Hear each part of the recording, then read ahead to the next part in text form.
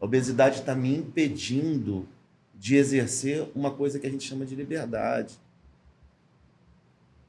Porque é isso que a obesidade faz. Ela cerceia a liberdade do indivíduo de ser o que quer ser.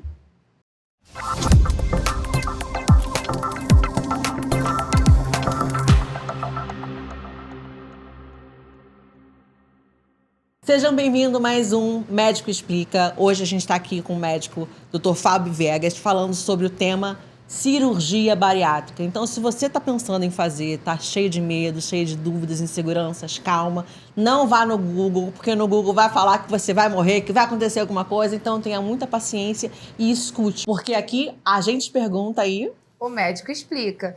E quando a gente pensou no tema cirurgia bariátrica para poder falar, não tinha como pensar em outra pessoa que não o Dr. Fábio. Então, assim, primeiramente agradecer por você ter aceitado o nosso convite, dispor seu tempo, de vir aqui esclarecer as coisas assim. Eu vou contar um pouquinho, só um pouquinho para vocês entenderem de com quem é que a gente está conversando. Ó, o Dr. Fábio, ele é médico, especialista em cirurgia do aparelho digestivo, né? Ele é membro titular da CBC, da Sobracil, da CBSBM e da IFSO. Assim que fala? IFSO? E, além disso, ele também é membro da Câmara Técnica do Conselho Federal de Medicina. Ele é ex-presidente da Sociedade Brasileira de Cirurgia Bariátrica. E, além disso, tem livros publicados, já deu aula, tem trabalhos científicos. Então, assim, gente, é muita experiência. Mais uma vez, obrigada por estar aqui. Obrigada, vocês, Dr. Fábio. Dr. Fábio. Tá bom. Eu queria iniciar com vocês, porque a gente sempre, antes de fazer o podcast aqui para vocês, para sair tudo muito perfeito, a gente faz um briefingzinho, né? A gente conversa um pouquinho com o especialista.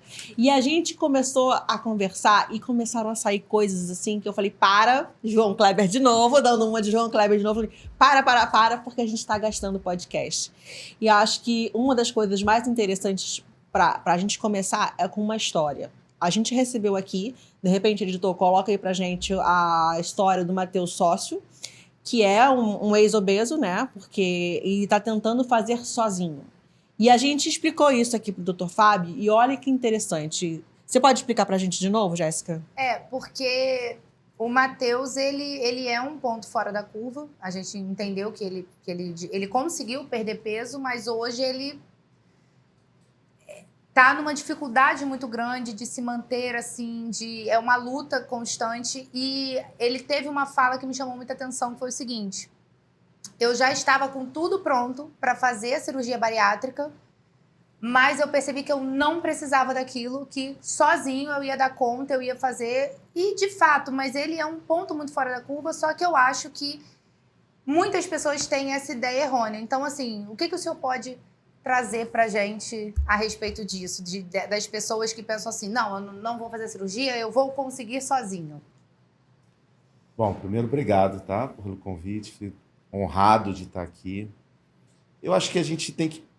Primeira coisa que é o desentendimento do que é a obesidade. Né? Isso é muito comum. As pessoas acham que a obesidade ela é decorrente de um erro alimentar. As pessoas acham que a obesidade é decorrente da falta de atividade física. As pessoas acham que o obeso é preguiçoso, relaxado, sem vergonha. São inúmeros adjetivos que colocam para o obeso. E, na verdade, obesidade é uma doença. Está lá no Código Internacional de Doenças. O paciente obeso, ele nasceu com essa doença. Aliás, obesidade não é causada por erro de alimentação. Se nós dermos 2 hambúrgueres para 2 pessoas diferentes, essas pessoas não vão ganhar peso da mesma maneira. Quantas e quantas pessoas nós conhecemos que comem e são magras? É o magro de ruim, né? O desgraçado é tão ruim que não engorda. Ódio.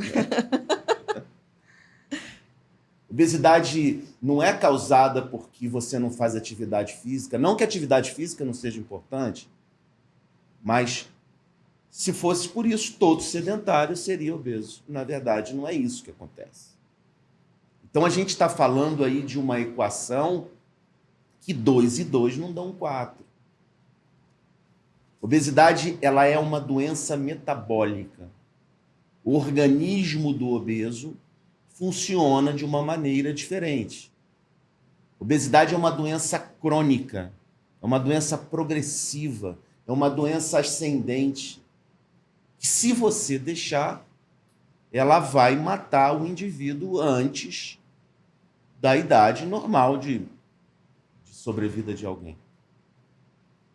70% das pessoas chamadas de obesas mórbidas, eu vou explicar esse termo um pouco mais à frente, 7 em cada 10 morrem antes de 50 anos de idade. Uau!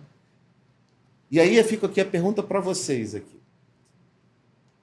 Quantas vezes na vida vocês já viram andando na rua uma pessoa obesa mórbida, velhinha, de cabelinho branco na terceira idade? Nunca. Você se lembra?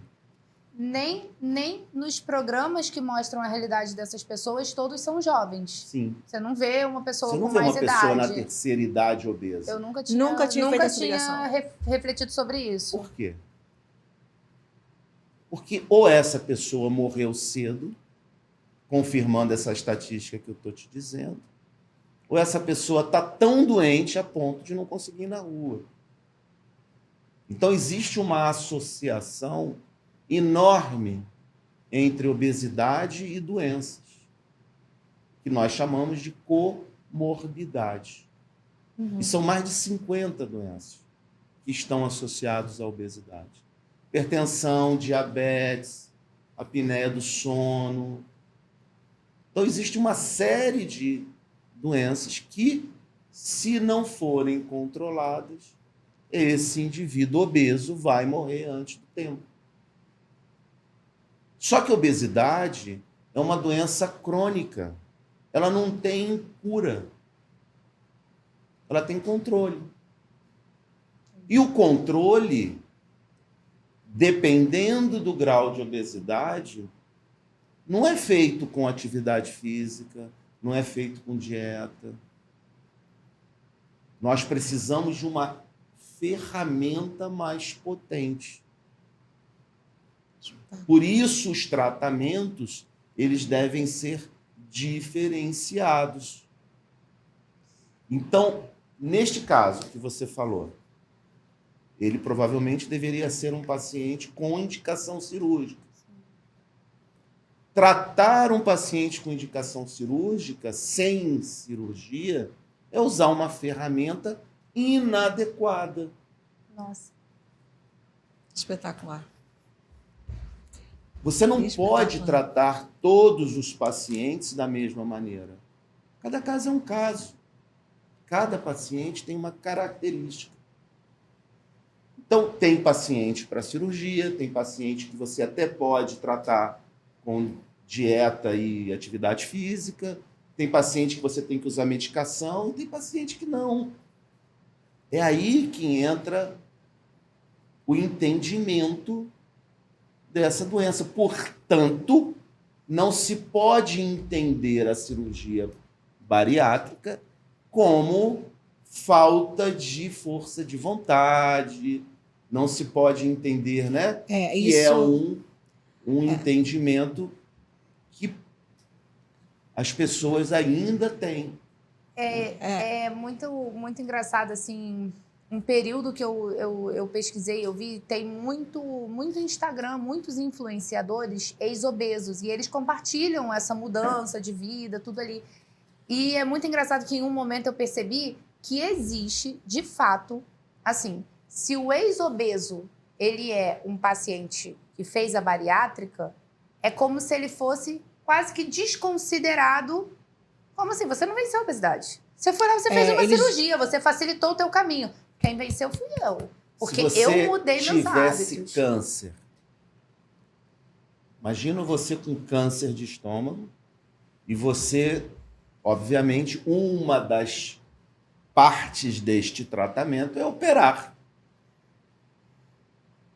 Você dizer para um paciente que tem câncer no estômago que ele não tem força de vontade, ou não operar, ou fazer um tratamento que não inclua a cirurgia, você está desconsiderando a tua doença. Obesidade é a doença que mais mata no mundo. Ela mata mais do que o cigarro, ela mata mais do que AIDS, ela mata mais. E sabe por quê? Por preconceito, por desconhecimento. Que fala espetacular. Que fala espetacular. São coisas que a gente precisa expor na internet. Porque o preconceito é tão grande entre eles mesmo que Que mata. mata. Eu tinha uma paciente que ela morava em Nova Iguaçu, em Vila de Cava. E todo dia ela vinha no ônibus e todo dia as pessoas apostavam que ela ia parar na roleta. Ai, Todo dia. E um dia ela parou. Ela não conseguiu passar na roleta. Quando eu atendi essa paciente, ela estava há 3 anos dentro de casa sem sair, porque no dia seguinte desse evento, dela não passar na roleta, ela não foi trabalhar. Eu tinha uma paciente que eu perguntei para ela, por que você quer operar? Ela me respondeu, porque eu queria entrar num supermercado. Eu falei, como assim? Entrar num supermercado? Ela falou assim, doutor, tem 10 anos que eu não entro num supermercado. Eu falei, o que aconteceu? Quando eu estava num supermercado, o rapaz da gôndola me apontou, tá ali do lado daquela gorda ali. ai, meu pai. E ela ouviu. É algo que vai muito mais profundo psicologicamente. E aquilo machucou ela. E ela não mais conseguiu entrar no supermercado e ela queria entrar no supermercado. Uma pergunta acerca disso. O senhor percebe que quando uma pessoa com obesidade, é assim que se refere, né? Uma pessoa com obesidade, ela tem um episódio traumático desse por conta da aparência dela, por conta do peso, isso piora ainda mais a condição dela? Ela se torna mais obesa após isso, porque talvez ela desconte mais na comida, ou talvez ela se isole mais? O nome disso é inadaptabilidade. E o obeso sofre todo tipo de inadaptabilidade. Inadaptabilidade econômica, porque entre o obeso e o magro, quem é aprovado no emprego é o magro, não é o obeso. Sim. Sim, eu vi um podcast falando sobre exatamente isso. Inadaptabilidade social. Doutor, eu fui comprar roupa para minha filha. A primeira coisa que a vendedora me disse é que não tinha para o meu tamanho. Eu não fui lá para mim. Eu fui para minha filha. Isso é preconceito. Doutor, eu sou uma advogada. Eu tenho que ir no fórum de rasteirinha. Eu não posso botar um... Como é que eu vou no fórum de rasteirinha? Eles não não posso. deixam. Eles não deixam entrar.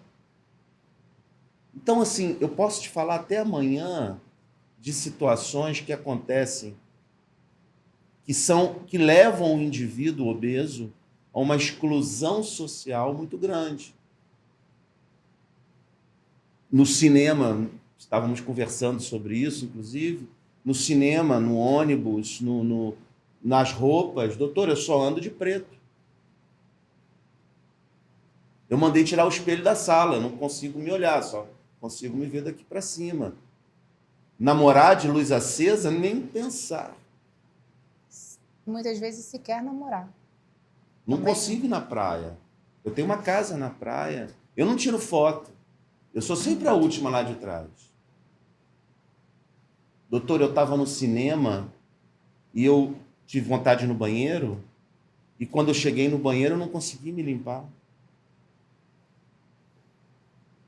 Eu tive que tirar minha calcinha para me limpar. Doutor, toda vez que eu subo uma escada, rio, tuço, eu urino. Eu tenho que andar de toalhinha, eu tenho que andar de mods, porque eu tenho incontinência urinária. Olha a questão social envolvida. Olha a questão emocional envolvida nisso. Olha essa mulher. É muito mais profundo. Então, a obesidade, além de ser a doença que mais mata, além de ser a doença que mata precocemente, ela exclui o indivíduo do convívio social normal. E pior, muitos médicos e pessoas e pacientes, inclusive a sociedade, por desconhecer a questão das causas da obesidade. O indivíduo que é obeso, ele não tem culpa de ser obeso. Ele tem uma doença. E essa doença tem que ser tratada. E eu não quero entrar nesse assunto, porque eu acho que a gente tem coisas muito mais importantes, tecnicamente, talvez, para explorar, mas eu não posso deixar de perguntar, com toda certeza, você está a par desses assuntos, mas e o obeso que ele decide não se tratar, porque ele entende que isso é uma aceitação, aceite-se assim, seja assim, temos que ser aceitos assim. Como você enxerga isso, assim? Porque para mim na minha ignorância, eu acredito que eu vou aprender muito hoje aqui nessa conversa, mas na minha ignorância até aqui, eu entendo que é como uma pessoa com câncer falando assim, eu me aceito assim, eu não preciso de tratamento, porque eu entendo que é uma doença e que você precisa de tratamento, você não merece ser discriminado pela sua condição. Isso eu entendo, mas como que você vê esse movimento de aceite-se assim com obesidade? Eu sou a favor de ações afirmativas. Toda ação afirmativa é boa, porque é uma ação de reconhecimento daquilo que o indivíduo quer ser. Mas você não pode reconhecer uma doença como algo positivo. Ele está direcionando a ação afirmativa de uma maneira errada. Essa pessoa que defende a ideia de que não deve tratar a obesidade, ele sequer entende que ele é doente. Ele sequer entende. E muitas vezes ele faz esse tipo de ação afirmativa porque ele sofreu preconceito.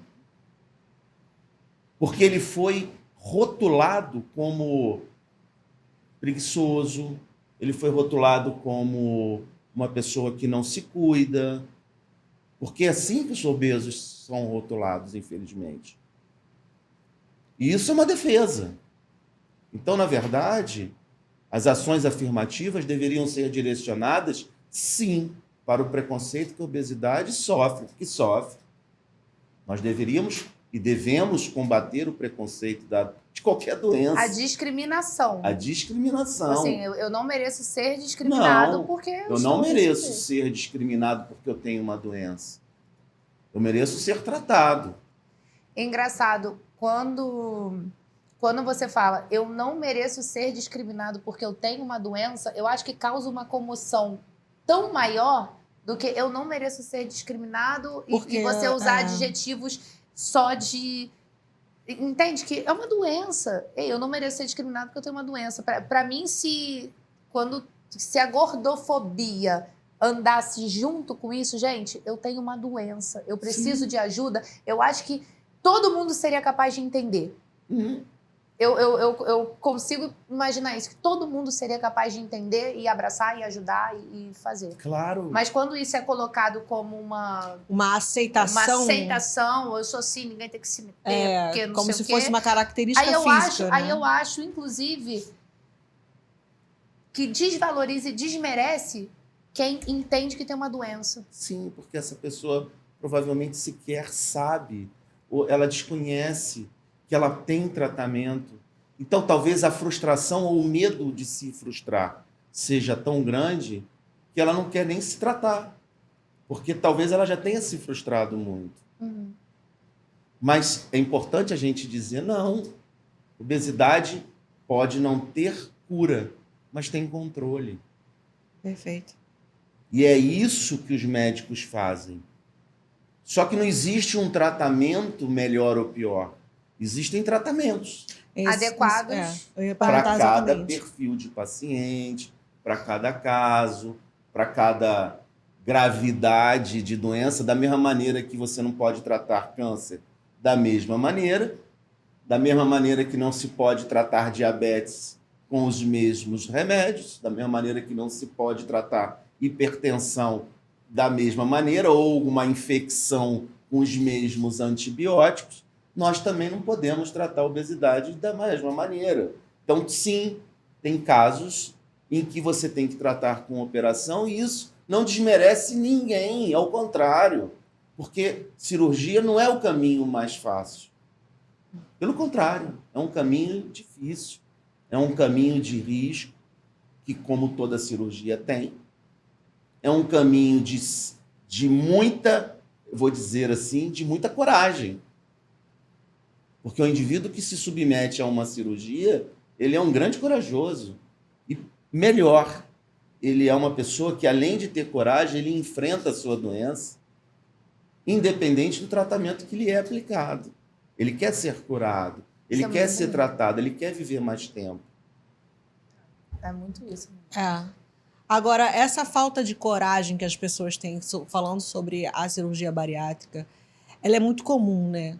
Quais são os principais medos que as pessoas chegam ao seu consultório? Você consegue se recordar e fazer uma lista? De voltar a engordar, medo da anestesia, medo de não dar conta, medo de sentir vontade e não conseguir comer.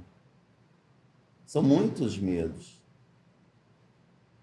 O maior medo talvez seja de morrer ou de ter uma complicação. Mas isso é normal. Eu nunca vi nenhum corajoso sentar em consultório de cirurgião. Eu, se sentasse ali, eu teria muito medo também. Consultório de dermatologista é diferente. É. Cirurgião não, mas a gente tem que entender assim, qual é a probabilidade de morrer operando e qual que é a probabilidade de morrer não operando. Essa é a pergunta. Eu iria até um pouco além disso, né? Qual é a expectativa de vida e como seria essa vida que ele iria viver sem a cirurgia? Então E vamos lá. se a gente pode chamar isso de vida? Então, pois é. Então o primeiro ponto é, será que essa pessoa está tendo qualidade de vida? Será que essa pessoa está conseguindo exercer tudo aquilo que ela gostaria? Eu tinha uma paciente, eu sou cheio de história, tá? Ah, eu assim, Eu adoro. amo, a gente ama a história. eu tinha uma paciente que eu perguntei para ela por que ela queria operar. E ela falou assim, doutor, eu gostaria de virar cachorra. Ah, pronto. Eu queria comprar uma calça da gangue, não sei nem se tem mais isso. Eu queria ir para um baile funk e eu queria virar cachorra.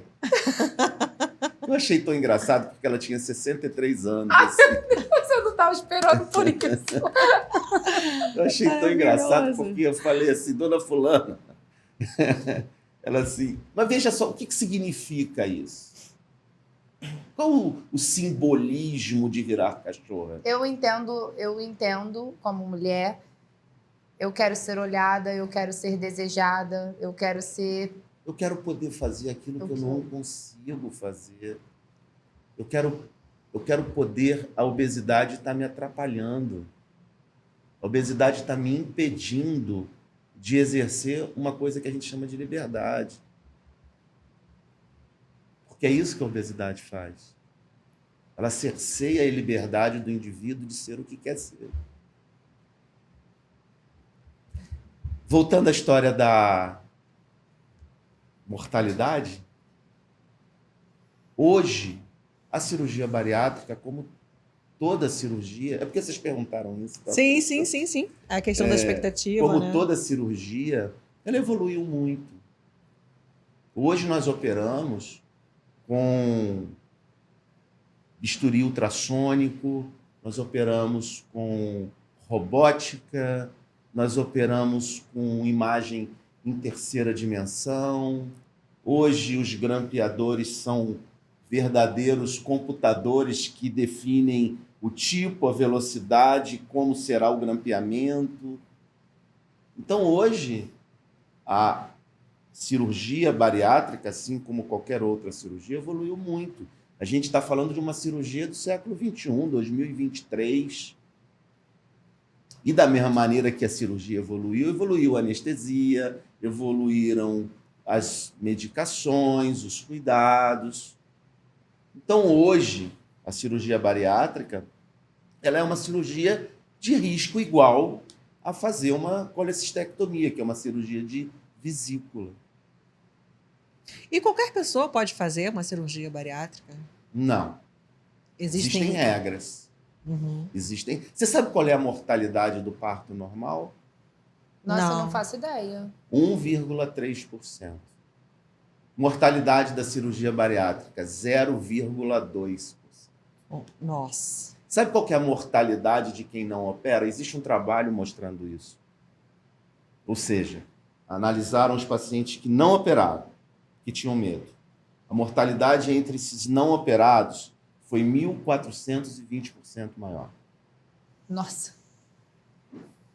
Que isso. Ou seja, o que mata, as pessoas estão com medo de fazer a cirurgia, mas o que mata não é a cirurgia. Cirurgia é o tratamento. Não que não possa morrer. Eu já vi gente morrer de arrancar dente. Sim. Já vi gente morrer de arrancar unha. Não é que não possa morrer, pode. Ninguém está prometendo que não, isso não vai acontecer. Mas, entre morrer antes dos 50 anos, morrer em função do diabetes. Diabetes é a doença que mais mata no mundo. Cegueira, impotência, amputação. 96 mil pessoas por ano são amputadas no Brasil, em média, por conta do diabetes. O mesmo número de pessoas tem que fazer hemodiálise e diálise, porque perderam um rim, por conta do diabetes, ficaram cegas. Talvez as comorbidades que a obesidade traz, talvez seja o que dificulta mais ainda você conviver com essa doença, você escolher não tratar, né? Porque ela não anda sozinha. Se fosse talvez só o aumento de peso, podia passar, mas ela traz consigo muitas outras coisas, né? Cirurgia bariátrica não é uma cirurgia estética, mas melhora. A paciente se sente linda, resgatam autoestima, casamentos são feitos, são desfeitos.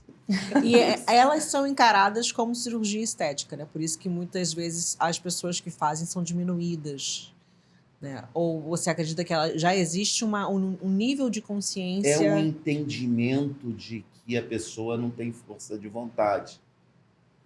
É um entendimento, é o desconhecimento da doença. Ou seja, você não teve força de vontade, aí vai operar o estômago. Não, não é isso. Se ela operou porque ela precisava, porque aquele era o tratamento adequado. Igual antibiótico. A gente não pode tratar todo mundo com penicilina.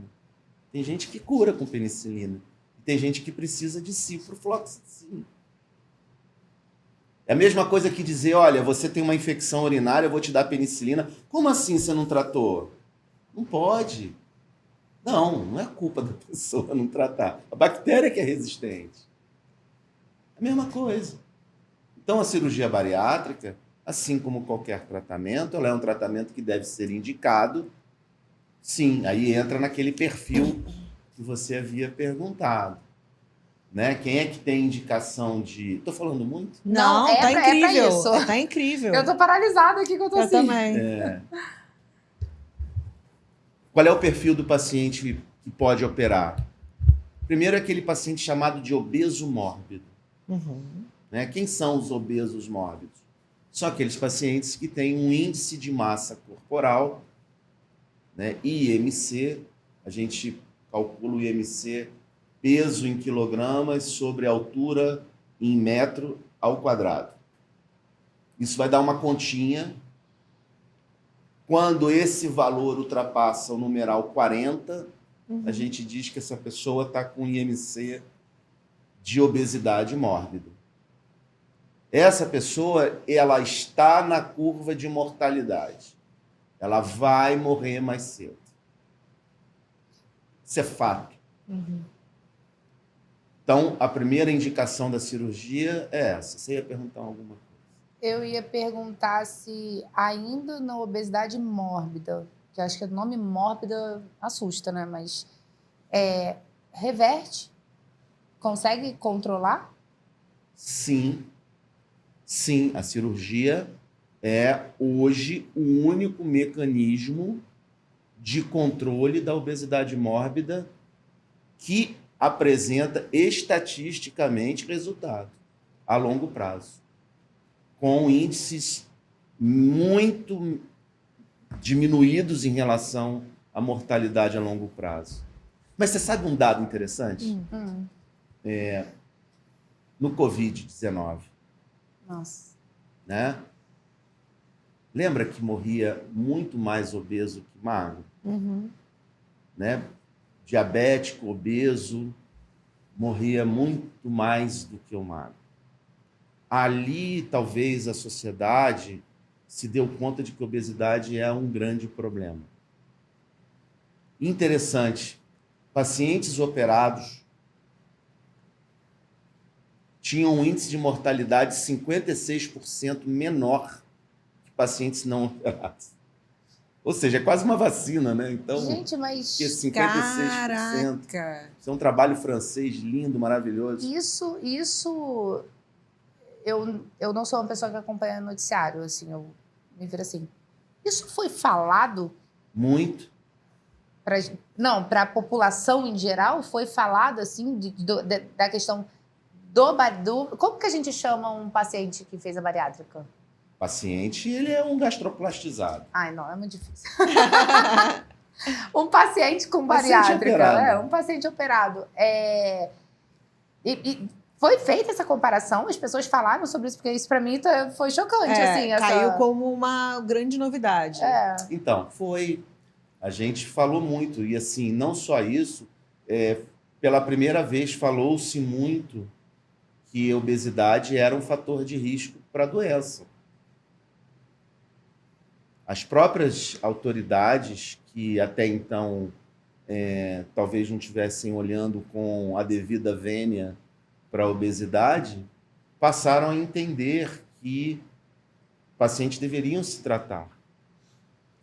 Então, assim, na Covid-19 isso foi muito pontual. Eu me lembrei desse dado porque pacientes obesos mórbidos apresentavam 70% maior índice de mortalidade do que entre pessoas magras.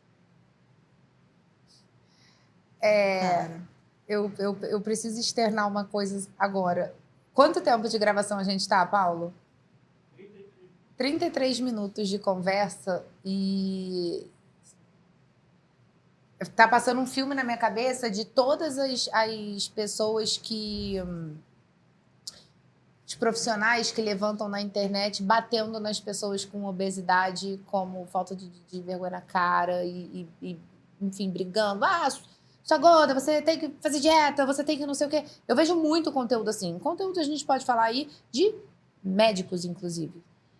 Médicos, psiquiatras, nutrólogos, nutricionistas, pessoas falando é uma escolha. E em 33 minutos de conversa, eu tô vendo o quão desserviço e desinformado e ridículo e problemático é a pessoa colocar isso dessa forma. E eu nunca tinha enxergado assim. Você tá falando e eu tô aqui na minha cabeça com todos os vídeos que eu já vi das pessoas falando é uma escolha e que não sei o quê, toma vergonha na cara, vai fazer a sua dieta, tá bebendo tua água, deixa eu fazer esse exercício, levanta essa bunda dessa cama. E, sabe esses discursos? E em 33 minutos de conversa eu tô sentindo vergonha alheia das pessoas que trazem isso dessa forma. Assim, eu precisava falar isso porque eu tô aqui. Então, assim, você tem que entender assim, que durante muito tempo, né, a obesidade não foi visto como uma patologia.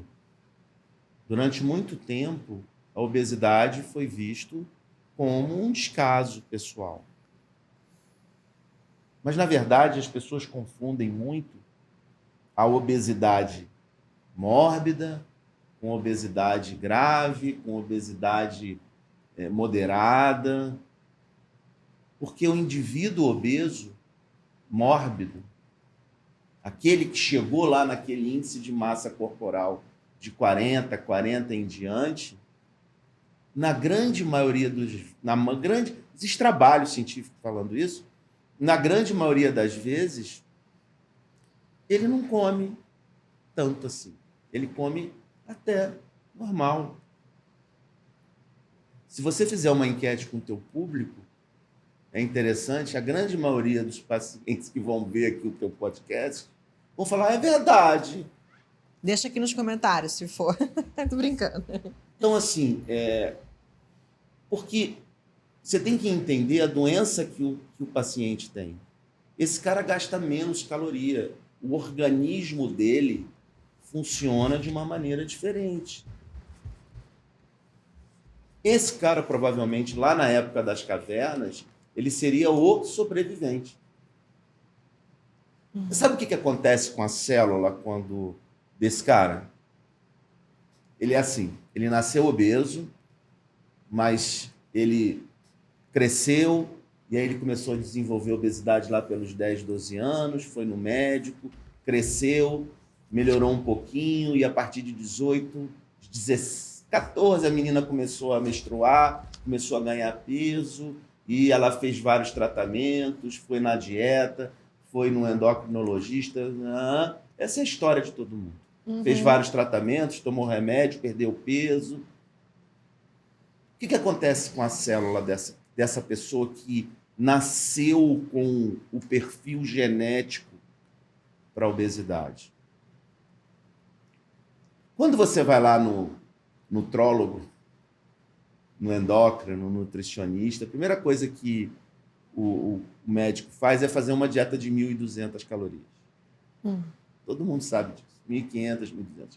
Essa célula, ela responde assim, você está me dando 1.200 calorias? Legal. Eu que gasto 2.000, vou me adaptar e vou passar a gastar 1.200 também. Porque se eu não fizer isso, eu vou morrer. Faz a famosa termogênese adaptativa. Ela se adapta muito rápido. Então, no início, perde peso, daqui a pouco ela entra no que a gente chama de efeito platô. Só que esse efeito platô ocorre muito rápido. Aquela célula, aquela pessoa, se adapta muito rapidamente às privações. E aquela célula, ninguém consegue ficar com 1.200 calorias o resto da vida, você passa a comer 1.300, 1.500, o que não é muito. Aquela célula que teve que se readaptar, ela pensa assim, bom, vai que amanhã falta comida, então eu vou continuar gastando 1.200 calorias. Ou seja, com um pouco mais você começa a ganhar peso. É o chamado efeito rebote. Só que isso é muito proeminente no obeso mórbido. Isso é muito rápido no obeso mórbido. Isso acontece de uma maneira muito intensa no obeso mórbido. Isso é adaptativo. Aquele indivíduo funciona de uma maneira muito rápida. Quanto mais dieta você faz, mais mensagem de privação você está dando para aquela célula. É como se você estivesse caçando e não está tendo caça. A gente pode colocar isso como se fosse um benefício para que esses obesos mórbidos que vivem num efeito sanfona, a cirurgia bariátrica seria um benefício para eles? A cirurgia, quando você faz a cirurgia, por que a cirurgia emagrece? A cirurgia não emagrece porque você come menos. Quando você faz a cirurgia, você altera toda a mensagem hormonal metabólica do indivíduo. Então, na verdade, isso é tão importante, que a Sociedade Brasileira de Cirurgia Bariátrica, antigamente, mudou o nome, incluiu o termo metabólico. Em 2017, em 2009, na verdade, nós começamos a ver que pacientes diabéticos, tipo 2, obesos, operavam e no dia seguinte da cirurgia, eles não estavam mais diabéticos. Ué, como assim? A gente sempre achou que obesidade andava ao lado do diabetes tipo 2. Como é que esse cara que ainda não emagreceu ficou bom do diabetes? E aí começou-se a estudar, a entender que o nosso intestino, que o nosso estômago produzia hormônios que até então não se sabia. Quer dizer, se conhecia, mas não se entendia a relação dos hormônios produzidos pelo intestino. Como é que esses hormônios afetavam a questão metabólica? Gente, E eu tô isso em foi choque. tão importante, teve tanta pesquisa, que desenvolveu o que nós chamamos de cirurgia metabólica. Ou seja, é a aplicação da cirurgia bariátrica para pacientes diabéticos magros, para tratar o diabetes. Em 2017, o Conselho Federal de Medicina reconhece que isso é verdadeiro. Existem 254 mil estudos mostrando que o diabetes tipo 2 era controlado em pacientes magros e aprovou a cirurgia bariátrica para pacientes com IMC entre 30 e 35, que é obesidade moderada, para tratar o diabetes. Eu tô em choque. Olha, eu preciso falar. Na cabeça da maioria das pessoas, o que é a cirurgia bariátrica?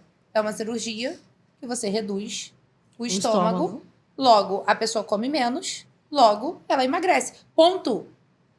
Eu não sei Ponto. se é pra gente, Mas, porque a assim, gente não pesquisa esse tipo de cirurgia. Não. Mas eu, como leiga, pra mim era isso. Eu nunca pesquisei e nunca, né? Então, agora, quem tá pesquisando talvez entenda que seja um pouquinho mais, né? De repente, o nosso público entenda que seja um pouquinho mais. Mas mesmo entendendo que seja um pouquinho mais, eu acredito na minha cabeça de completamente leiga nesse assunto, que não tinha noção desse tipo de informação. Que a cirurgia bariátrica... Aí eu consigo entender quando você fala do completo desconhecimento da pessoa achar que é uma opção ruim. Que eu tô, assim, eu não esperava que tinha essa magnitude, assim, a cirurgia. Uma Para mim pessoa era, que é era operada, simplesmente ela isso. come menos, não é porque ela não consegue, é porque ela não quer. E esse é um dos grandes medos dos pacientes. Doutor, eu vou querer comer e não vou conseguir? Não. Você não vai querer comer. Você vai conseguir se você quiser. É hormonal. É hormonal. É metabólico. Quando uma pessoa que é operada, ela come normal. Lógico. Quando você retira uma parte do intestino, ou desvia, ou tira um pedaço do estômago, whatever, sim, não importa. Você altera de alguma maneira a mensagem que você está mandando para a tua célula, para o hipotálamo, para o teu metabolismo. Consequentemente, você não vai querer. Se você quiser, você até consegue. Uma pessoa que é operada, ela come de tudo. Se ela quiser comer uma feijoada, ela pode. Só que ela vai comer uma feijoada proporcional ao que ela aguenta, ao que ela quer. Não existe a possibilidade dela querer comer e não conseguir comer. Entendeu, não? Entendi. Perfeitamente. Mas eu acho que é porque as pessoas, de fato, colocam a redução do estômago. Então, entende, agora tem menos espaço, agora come menos por causa disso. E eu tô entendendo que Você sabe não como é sobre que funciona isso? Vou te explicar. O nosso estômago ele tem mais ou menos uns 2 litros de tamanho. Volume. Cabe 2 litros de volume no estômago. Quando você come, quando eu como, quando você come, né? Vamos lá. Você gosta de pizza? Quantas pizzas você come no rodízio? Não, eu não como rodízio. Que seja, não, assim. mas eu já vi gente que come 15, 15. 16. Vamos e eu lá. fico assim, meu Eu Deus. sou dessas. 15, 16, que seja. Ela fica pra onde vai isso tudo. Que sejam 15 ou 16, não importa. O que acontece quando você chega no 15? Você tá Acho que dá uma entupida, né? O negócio Tá aquela sensação de... cheio. Que sensação é essa? Essa sensação se chama saciedade. Então, você come, o seu estômago enche, ele distende a parede.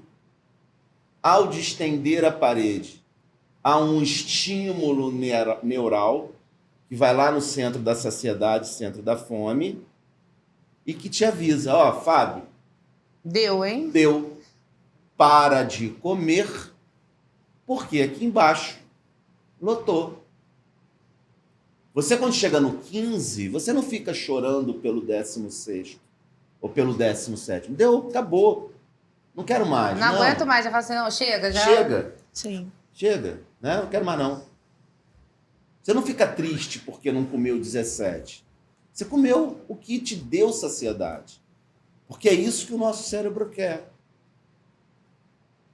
Então vamos lá. Vou dar um exemplo.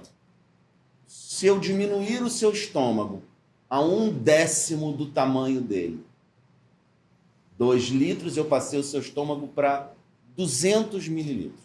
Estou dando um exemplo, tá? Uhum.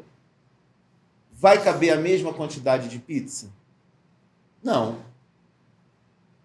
Se eu mantive o estômago pequenininho, mas mantive a inervação, e eu te disse que o que manda mensagem é a distensão do estômago, se ele está pequenininho, um pouquinho de comida que vai entrar dentro dele vai distendê-lo.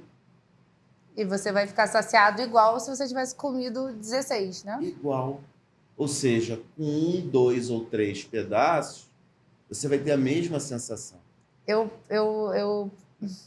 vou me expor com isso. Eu tomo uma medicação para tratamento de enxaqueca. E essa medicação ela também é usada para tratamento de compulsão alimentar. Então, quando eu faço uso dessa medicação, eu não consigo beber Coca-Cola porque altera o meu paladar. Eu não sinto vontade nenhuma de comer doce porque eu olho e aquilo não me atrai, como eu sou viciada se eu não estou tomando esse remédio. E você falou uma coisa que me chamou a atenção, que eu me identifiquei, obviamente, em devidas proporções, mas todas as vezes que eu interrompo esse tratamento por um tempo e tudo normaliza e eu fico doce, eu fico postergando voltar a tomar, porque eu sei que quando eu voltar a tomar eu não vou conseguir comer. E aí eu fico assim, eu estou nesse momento, eu estou postergando voltar a tomar porque eu estou assim, não vou poder comer um docinho. Então deixa eu aproveitar, deixa eu comer aqui, porque eu sei que se eu tiver com um remédio, eu vou passar aqui na vitrine e eu vou olhar e vou falar assim, não quero. Então, eu não consigo explicar isso, mas talvez eu consiga entender a mente que a pessoa tem, de tipo assim, eu vou sofrer, porque... E não, né? Simplesmente... É exatamente isso que eu sinto. Eu simplesmente não sinto vontade. Não, porque, na verdade, você está enganando o teu cérebro. Porque quem precisa ser saciado é o cérebro. Olha que interessante, né? Quem precisa ser saciado é o cérebro. E quando você manda a mensagem para o cérebro, você deu a saciedade que o cérebro queria. Ponto. Você não fica triste, você fica normal. Porque se você comeu 1 ou 2 ou 3 ou 15 ou 16, não importa. O que importa é o teu cérebro sentir a saciedade. Então, o medo deles é, assim, eu vou ficar louco de vontade e não vou conseguir comer, quando, na verdade, não é isso que acontece. Não. Você vai comer a sua feijoada na quantidade que você aguentar. Existe restrição alimentar pós-bariátrica? Então, a gente tem que entender a doença, né? A doença é um conjunto de situações em que aquele organismo ele funciona de uma maneira diferente. Então, a cirurgia bariátrica, ela é uma ferramenta que vai dar ao paciente condição de controlar melhor. Ela não vai curar o doente. A cirurgia ela não cura a obesidade. A cirurgia dá ao paciente este poder de ferramenta que é o que deu a medicação para ela. É um poder de ferramenta. Só que a gente tem que entender que aquele organismo é um organismo que interpreta, vê, enxerga, lida de uma maneira diferente com a alimentação, com gasto calórico, com metabolismo. Quando você faz uma cirurgia no paciente, você dá ao paciente o poder maior de combater algo que ele antes não tinha. Então, assim, o que funciona no tratamento da obesidade mórbida não é só a cirurgia. A cirurgia é um carro. A cirurgia é uma chave de fenda que eu vou dar para ele poder conseguir controlar melhor com alteração metabólica, com alteração hormonal. Mas ele tem também que Fazer a parte dele? escolher melhor, Sim. fazer escolhas diferentes. E- Então, junto, só não cortando, junto com a cirurgia, você precisa ter também uma série de mudanças para ajudar o procedimento cirúrgico que foi feito. Então, a escolha alimentar é importante? Sim, porque se eu escolher empadinha de frango ou escolher uma carne com salada, eu vou ter mais ganho do ponto de vista alimentar se eu escolher uma carne com salada do que ficar me entupindo de empadinha de frango. Entendeu, não? Entendi. Perfeitamente. Mas o que eu Perfeitamente. queria... Não existe restrição, existe uma... Mas ele pode comer empadinha? Pode. Se Pode. quiser, pode. Mas existe reganho também para o paciente que fez a bariátrica? Ou isso não é uma realidade? Não, é. Sim, veja só, é ferramenta. Você tem um carro. Você usa o seu carro regularmente, você leva o seu carro para revisão, você troca o óleo, você faz a revisão de motor. Esse carro vai durar muito mais tempo. Você não corre, você não bebe, você anda com o carro a 80, respeita a velocidade, você não vai bater com o carro. Mas se você não fizer nada disso, o carro vai deixar de ser uma ferramenta e vai passar a ser um problema, uma arma para você, né? Contra você. A cirurgia é igual. Você dá um carro para o paciente, a diferença é que com um carro você anda mais, melhor, você otimiza o teu tempo. É melhor do que ir a pé. A cirurgia é isso. A cirurgia é uma ferramenta que você dá para o paciente, ferramenta essa que com ela ele consegue controlar. Foi a primeira coisa que eu falei aqui. Não tem cura, tem controle. Controle. Obesidade é doença crônica, é genética. Eu perguntei se existe o reganho, você falou que a depender das atitudes e das escolhas desse paciente após a cirurgia, esse reganho pode existir. E eu queria saber um pouco, eu acho que vai ser até um tema que a gente vai tratar bastante na gravação com a sua esposa, que trata do pós-operatório, mas junto com a cirurgia tem que vir um cuidado profissional, além da escolha do paciente, também com o psicológico e para auxiliar ele nessa mudança de hábitos, que muitas vezes é isso que vai acontecer. Tem que andar junto isso? Então, cirurgia é o começo de um tratamento. Cirurgia não é o tratamento. Cirurgia faz parte de um tratamento. A gente tem que entender novamente, voltando à questão da doença. Junto com a cirurgia, é importante que o paciente siga, faça novas escolhas do ponto de vista alimentar. A atividade física é um momento importante, porque quando você faz atividade física, você melhora toda a parte hormonal, você melhora toda a parte metabólica, você aumenta a massa muscular, isso ajuda a perda de peso. Então é o conjunto da obra que faz a coisa funcionar. O paciente, como eu disse, ele não tem cura, ele tem controle. Uma coisa é você dar um carro para alguém, né? Vai para Petrópolis de carro. Outra coisa é você dar uma bicicleta para alguém e vai de bicicleta para Petrópolis. O cara vai muito mais fácil com o carro, mas ele tem que saber dirigir o carro. Ele tem que saber cuidar do carro. Ele tem que entender que aquele carro não vai sozinho para Petrópolis. Ele tem que dirigir aquele carro. Então, Mas se ele dirigir errado o carro, ele vai bater com o carro. Se ele correr com o carro, na chuva, ele vai bater com o carro. Então, a cirurgia é isso. É o conjunto da obra que vai fazer. A gente tem que entender que aquele paciente tem uma doença, é igual câncer, novamente, vamos lá. Câncer não é só operar o câncer, você tem que fazer quimioterapia no câncer. Você tem que fazer radioterapia no câncer. O que funciona no câncer? É a quimioterapia, a radioterapia, é a cirurgia, é o acompanhamento, é a medicação que você está fazendo para aquele paciente controlar uma doença que é incontrolável. Se deixar, vai matá-lo. Existe cura para o câncer? Não. Mas existe controle do câncer? Sim, cada vez mais.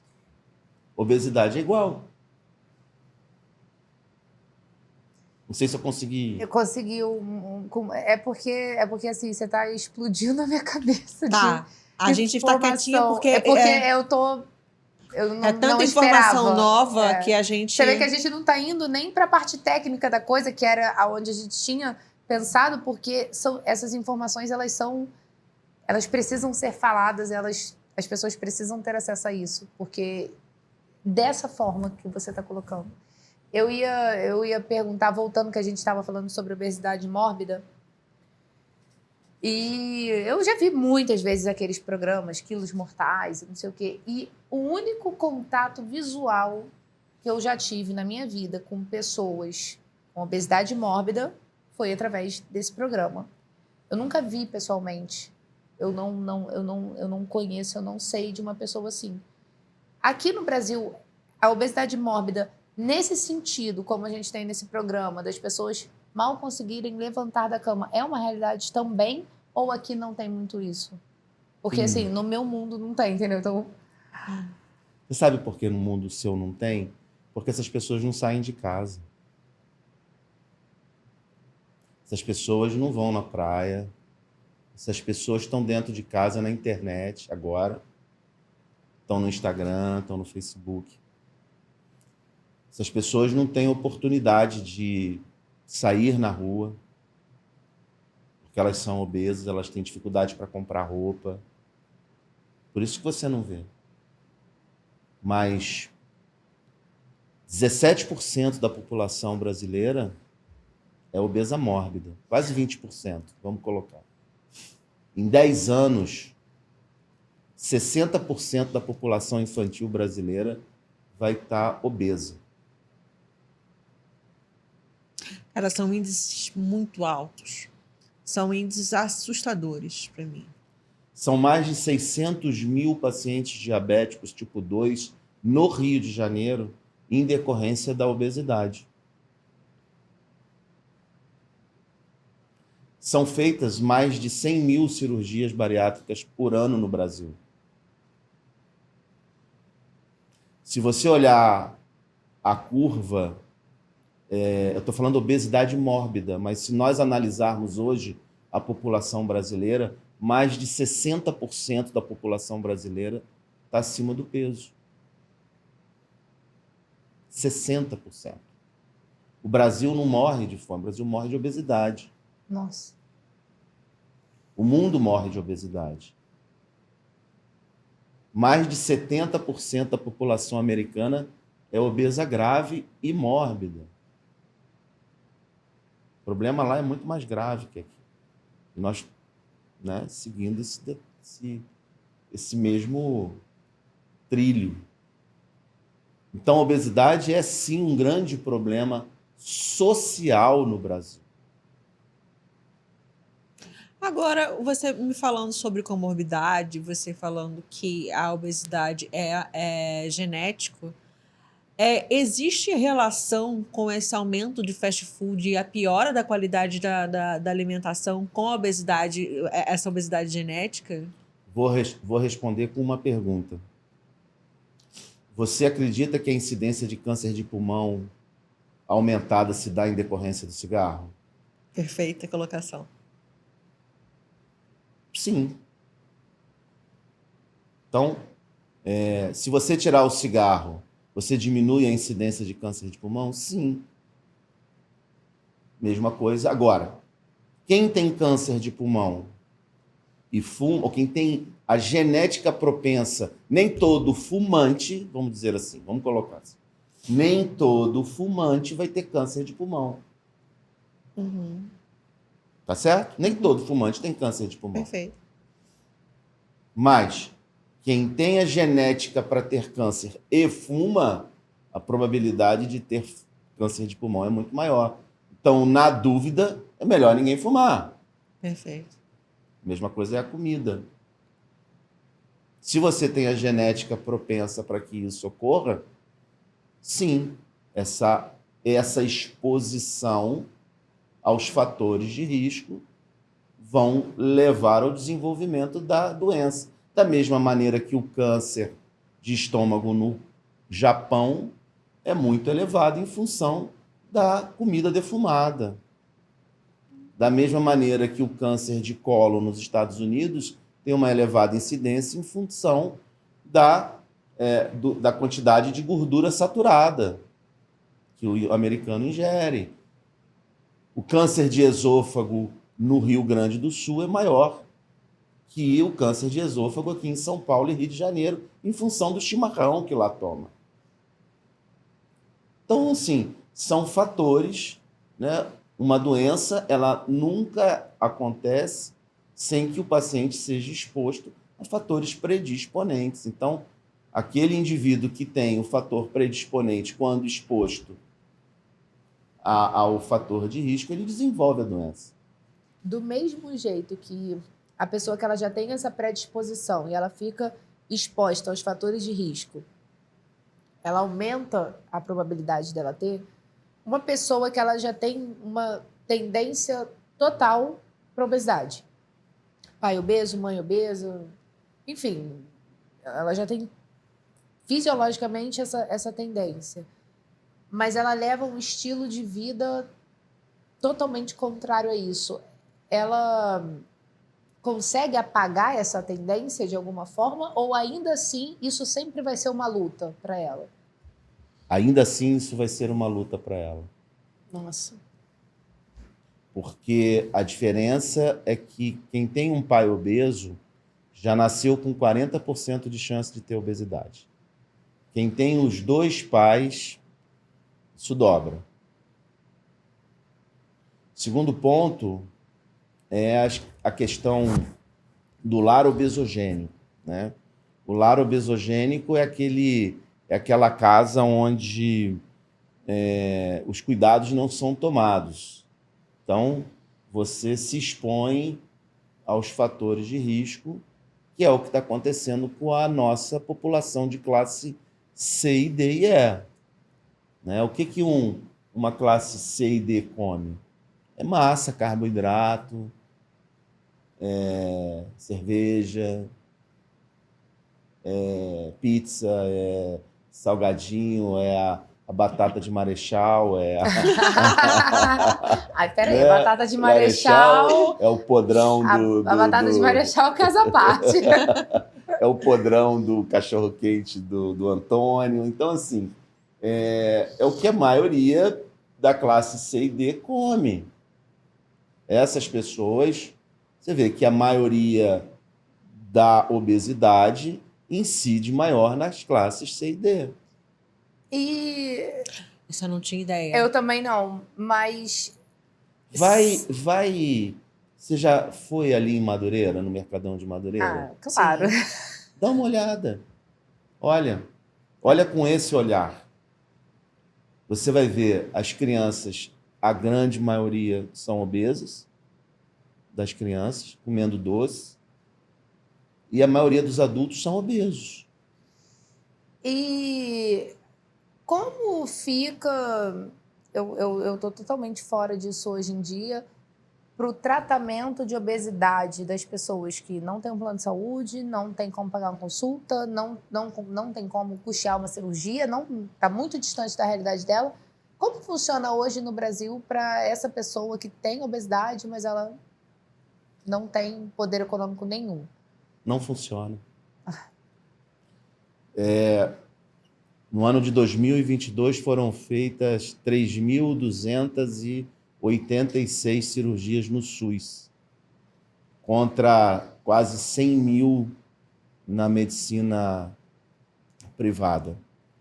Então, assim, o número de cirurgias do SUS não aumentam, o número de cirurgias do SUS, apesar da gravidade desse problema, não é de fato visto. Eu já participei no Senado, no Câmara dos Deputados, da Comissão de Saúde, enfim, eu já ajudei, né, não fiz, assim, ajudei a fazer mais de 5 leis de tratamento para pacientes obesos mórbidos, inclusive aqui no Rio.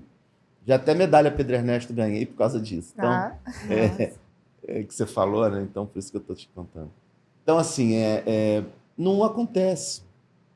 Não acontece. Não acontece. Então, esses pacientes, eles morrem. Eles morrem cedo, que é o que a gente vê. Pacientes jovens, 45, 50 anos, com hipertensão, com insuficiência cardíaca, com diabetes, com insuficiência renal, morrem. Gente, mas se a gente pensar em 3 mil cirurgias feitas no SUS contra 100 mil feitas no particular, é um número brutal, porque, assim, demanda existe. Demanda existe muito. Demanda existe muito. E deveria ser muito estimulado isso, mas, enfim, existe uma série de políticas públicas que ainda, infelizmente, não conseguem enxergar isso como um grande problema.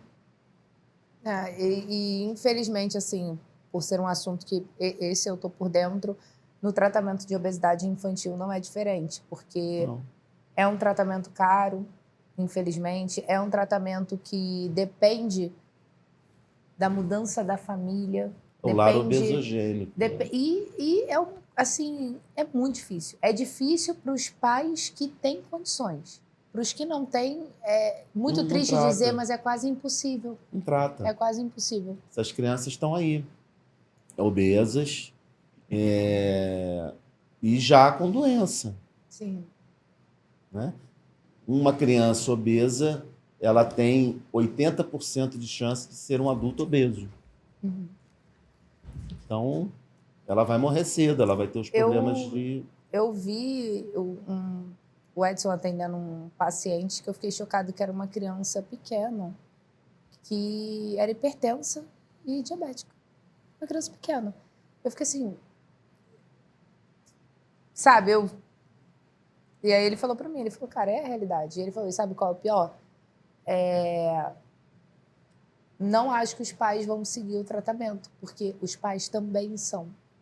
E eles precisariam mudar eles para conseguir mudar o filho. O filho é só o espelho da família, o espelho deles.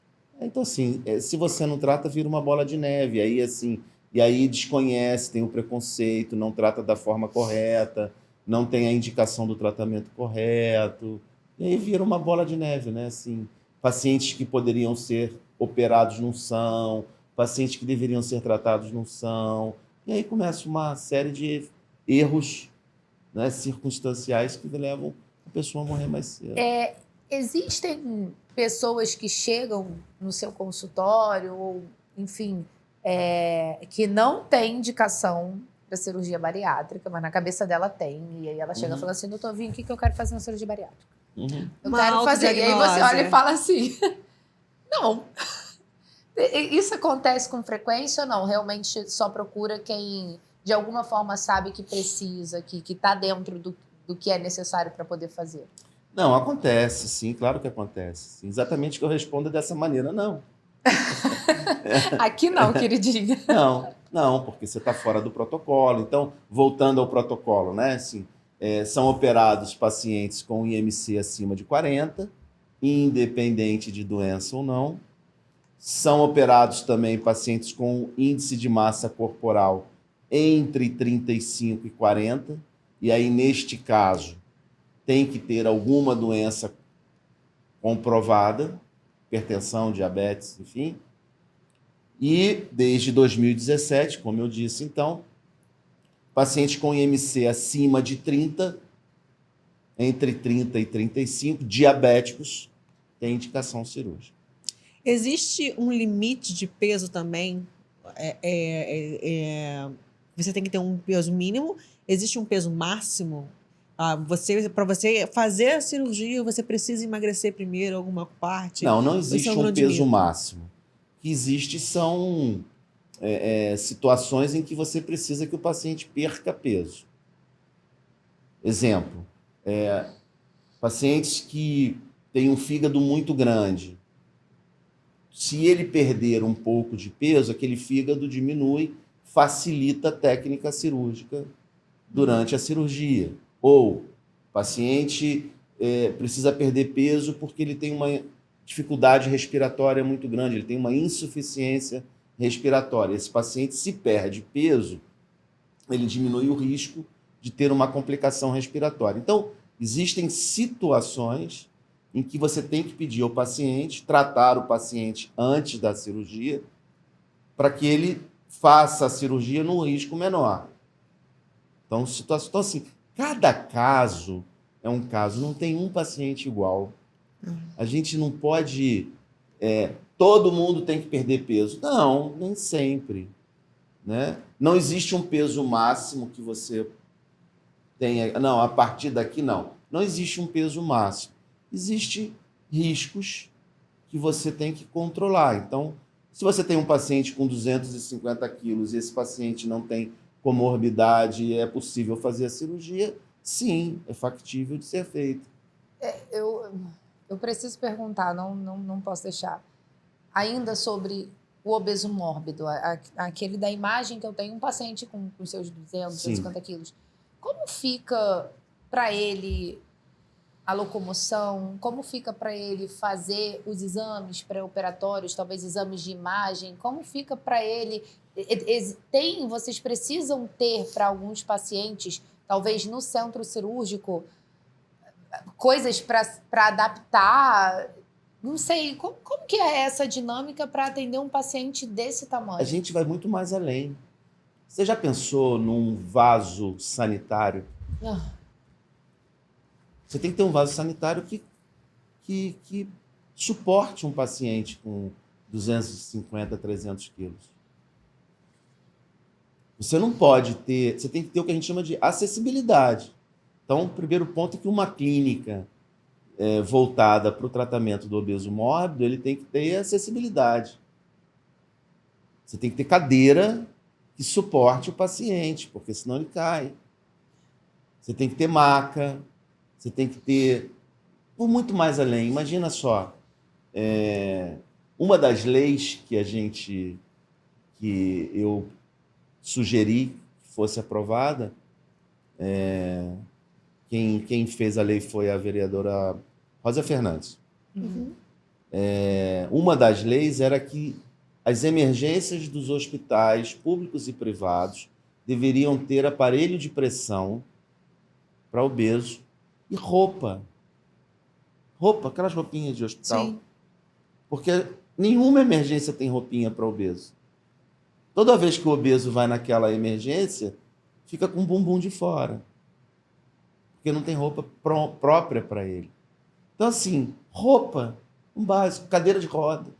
É um roupãozinho, né? Um roupãozinho, uma cadeira de roda, uma maca.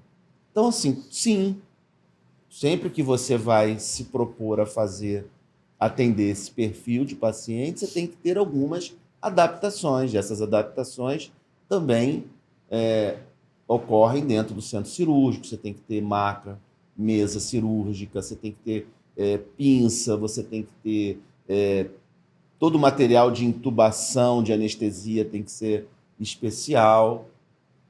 Você tem sim que ter lugares onde você possa fazer exames. Não é em qualquer lugar que o paciente possa fazer exame. Hoje em dia, isso já está bem minimizado. Uhum. Mas quando eu comecei a fazer cirurgia bariátrica, a gente só conseguia fazer tomografia de pacientes muito obesos no Jockey. Caraca. Então, assim, porque não tinha tomógrafo para atender esse tipo de paciente. Hoje em dia, não. Mas quando nós começamos, em 98, 99, o único tomógrafo que suportava um paciente com 180, 200 quilos era no Jockey. Já tive alguns pacientes que foram para lá fazer. Caramba. Né? Olha, O constrangimento é imensurável, eu acho. mensurável.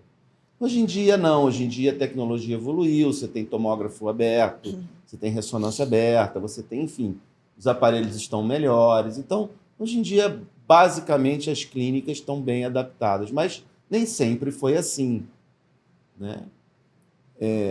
A nossa clínica lá, por exemplo, o Instituto, a gente tem toda uma equipe atendendo ao mesmo tempo para facilitar esse ir e vir, né? Sim, porque imagina a dificuldade para uma pessoa de 180, 200 quilos se locomover. É muito, muito engraçado. A gente gravou com um neurocirurgião falando sobre dor e coluna.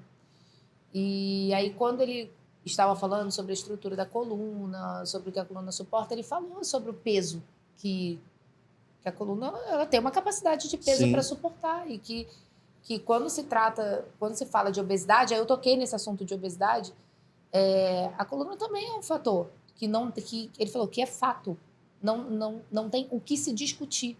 O excesso de peso sobrecarrega a coluna, ponto. E eu achei isso interessante também, porque não pesquiso muito sobre esse assunto e não vejo muitas pessoas baterem nesse lado da coisa, sabe? Ontem eu atendi uma paciente com 32 anos com indicação de prótese no quadril e no joelho, por conta da obesidade. 32 anos. Nossa, muito nova. Supondo que uma prótese dure 10 anos, ou seja, daqui a 10 anos, se essa paciente não perder peso agora, ela vai estar numa cadeira de roda, porque ela não vai ter como andar. Isso é para a coluna também. E você não pode nem operar uma coluna, um joelho, ou um quadril com paciente obeso, porque você vai, com certeza, essa prótese vai durar muito menos. Então, isso é o diário, isso é o dia a dia. Jovens já com total incapacidade osteopática, vamos colocar assim. Coluna, joelho, tornozelo, enfim, por aí vai. Excesso de peso. Existem tipos de cirurgia bariátricas? Existem. Quais seriam? Então, existem, na verdade, hoje em dia, existem 15 técnicas diferentes. Não existe uma técnica melhor ou pior. Existe uma técnica adequada para cada perfil de paciente. Basicamente, as técnicas elas se dividem em 3 grandes grupos. Vamos colocar assim. Isso é uma divisão muito mais pedagógica do que propriamente funcional. Então, é muito mais para nós podermos entender a técnica do que propriamente seja a maneira como ela funciona. Existem aquelas técnicas em que você diminui o estômago, vamos dizer assim, que são chamadas de restritivas. Então, o objetivo das técnicas restritivas é induzir saciedade precoce, alterar alguns hormônios que são produzidos no estômago, influenciar na fome. Por exemplo, eu posso tirar a sua fome completamente, inibindo um hormônio chamado grelina. Isso é super tranquilo. Essas técnicas restritivas, elas se limitam muito só ao estômago. Existem as técnicas que nós chamamos de desabsortivas, onde eu altero, de alguma maneira, a absorção intestinal.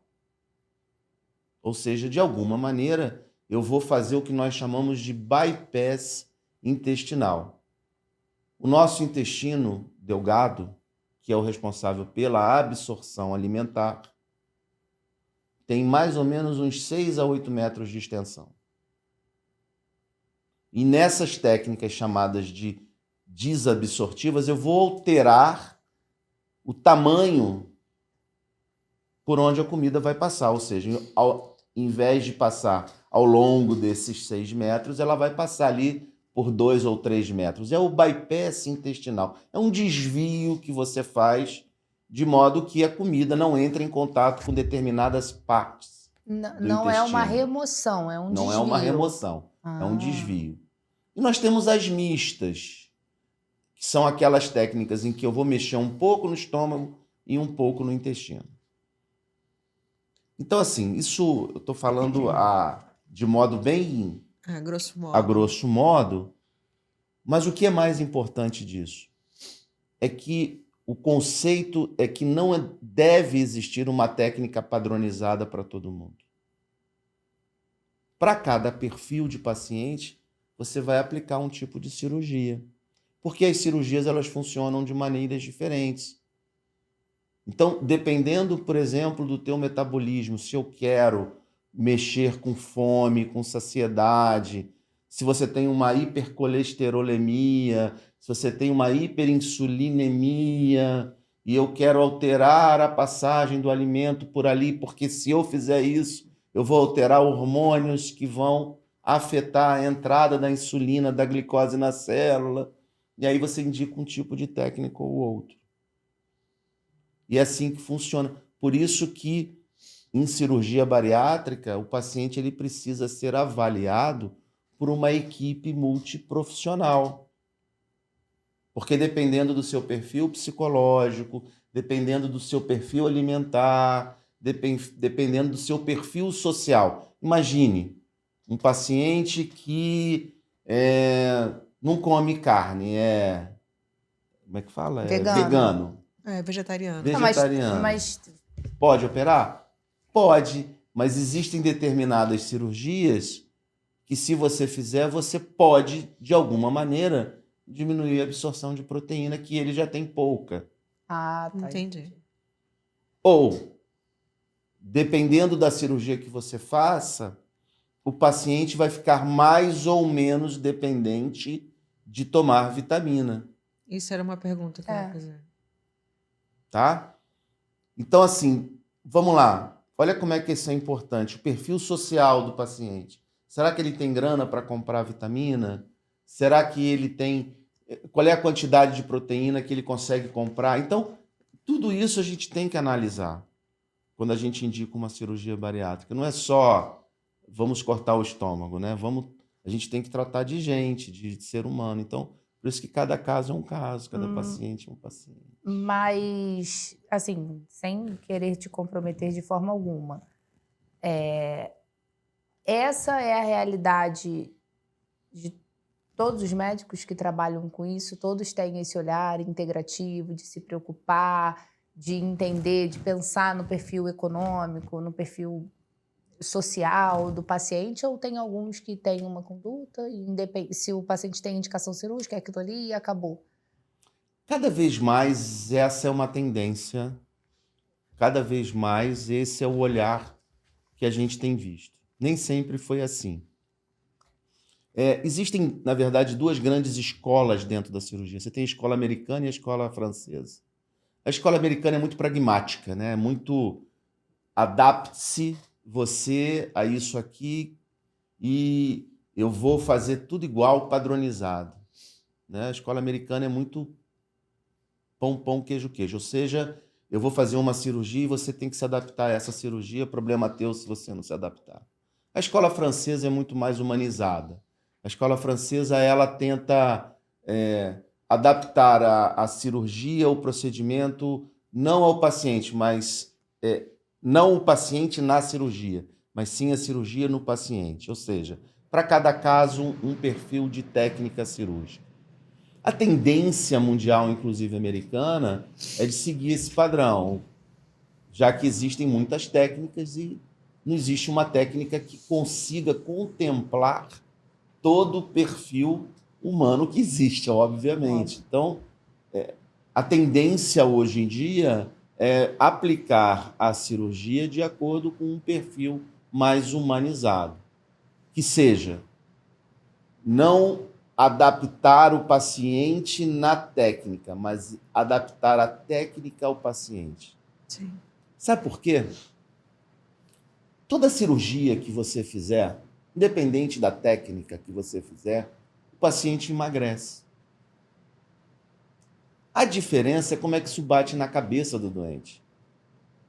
Porque se você tem que se adaptar a alguma coisa, nem sempre você vai estar feliz. Sim.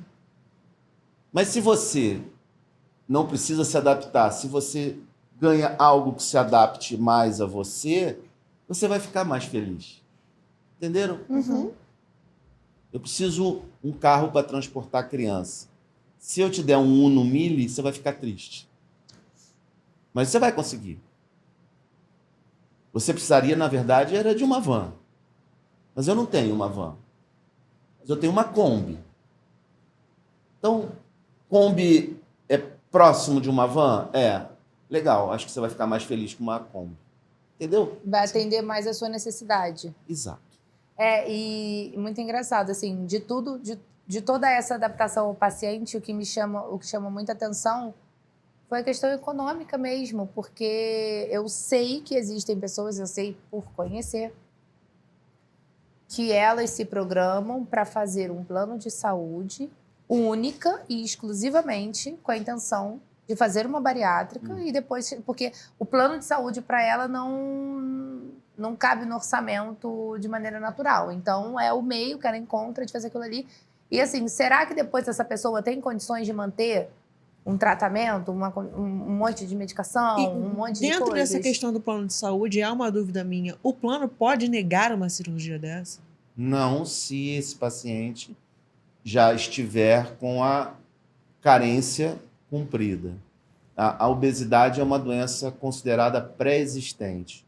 Ou seja, o paciente ele tem que ter 2 anos de plano de saúde e aí sim, por lei, o plano de saúde é obrigado a cobrir a cirurgia bariátrica. Se o paciente possuir todas as prerrogativas que eu já falei, IMC acima de 40, IMC acima de 35 com comorbidade, etc, etc. Não, ele não nega. Nega se você não tiver a sua carência Perfeito. terminada, né? De todo esse processo que eu já entendi que a cirurgia é uma parte, qual é a fase que costuma ser mais difícil para o paciente? Assim? Ou cada uma é um momento? Cada um é um momento. Assim, todo mundo tem muito medo do primeiro mês. Porque o primeiro mês, como a cirurgia está recém-realizada, os tecidos estão cicatrizando, o paciente não pode comer sólido. O paciente tem que tomar, basicamente, líquidos. E isso acontece porque, quando você ingere líquidos, você não força a cirurgia internamente. Você dá tempo para o tecido cicatrizar. Algo que ocorre lá pelo 15º, 20º dia, em média. Totalmente cicatrizado. Até esse momento, se você força, você pode ter algum problema na cirurgia.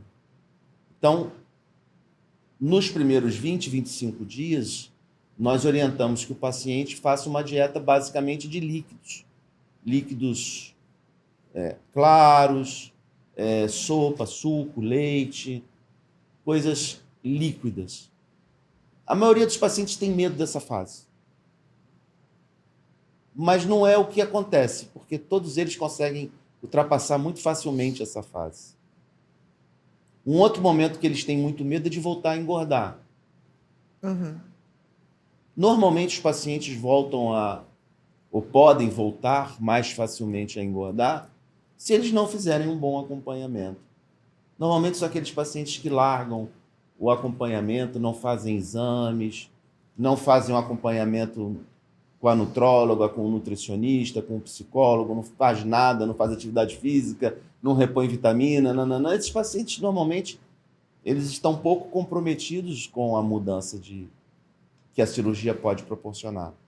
Então, é mais fácil, neste perfil de paciente, que o paciente pode voltar a ganhar peso, algum tipo de ganho de peso. Isso era uma dúvida minha, se existe aquele tipo de paciente que acredita que a cirurgia bariátrica ela é apenas uma mágica, né? Ela vai fazer a bariátrica e nunca mais vai voltar. Sim, claro, lógico. Só que não é mágica. Cirurgia é ferramenta. O paciente que entende a cirurgia como uma mágica, ele não entendeu nada da cirurgia. Cirurgia é uma ferramenta muito poderosa, muito forte, que vai ajudar muito ao paciente, mas não é mágica. Ela não cura. A doença está lá. A pessoa vai estar magra, doente, obesa. Ela está magra, mas ela será sempre obesa. Entendeu? Aham. Uhum.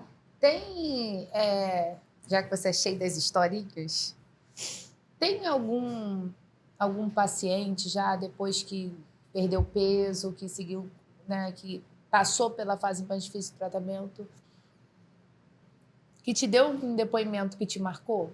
Falou assim, alguma coisa assim que você não conseguiu esquecer? Todos. Eu imagino. Todos marcam. Não tem um que não marque. A história de vida de todos os pacientes são muito impactantes, de uma forma ou de outra. Seja porque sofram abusos, assédio moral, sejam porque sejam discriminados, seja porque, a partir do momento que conseguiu emagrecer, conseguiu um emprego, arrumou uma namorada, arrumou um namorado, saiu do armário, entrou no armário. Então, tem de tudo. Porque a gente tem que entender o quão limitante é essa doença.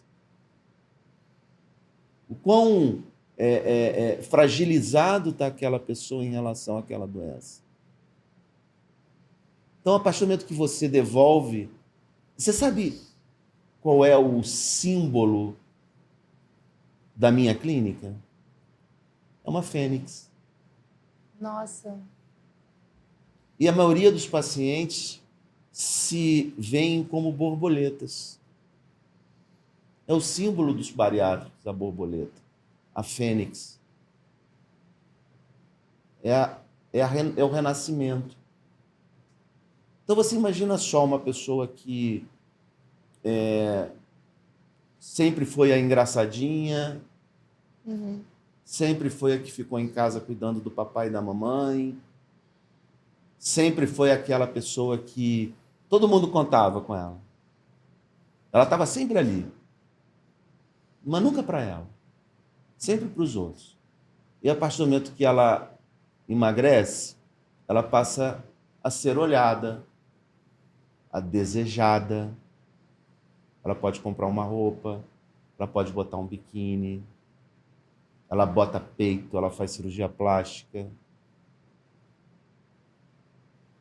ela resgata a autoestima dela. É transformador. Aquele marido que não olhava para ela agora passa a ter ciúmes, ou não aguenta a pressão de ter uma mulher bonita do lado. Isso é muito comum. Porque é muito tranquilo para aquele marido que está com aquele casamento, com aquela mulher ali, quietinha dentro de casa. Chega a me emocionar porque eu tenho uma amiga exatamente assim. Ele sai, ele faz o que ele quer na rua, e aquela mulher está lá, cuidando da criança, cuidando da casa. De repente, aquela mulher, né, bota um peito, bota uma prótese, a barriguinha já não está mais caída. Então, você imagina aquela mulher necessitando, veja só, necessitando ser olhada. Será que aquele marido vai dar conta de olhar para aquela mulher? Às vezes não. Eu tive um caso, vocês gostam de casos? Uhum. De uma menina de 19 anos que ia casar. Ela é advogada.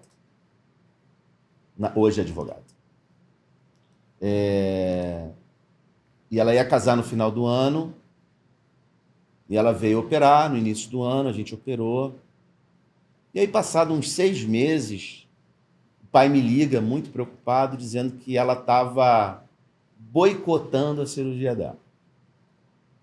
Estava comendo leite condensado, estava fazendo tudo de errado possível e inimaginável.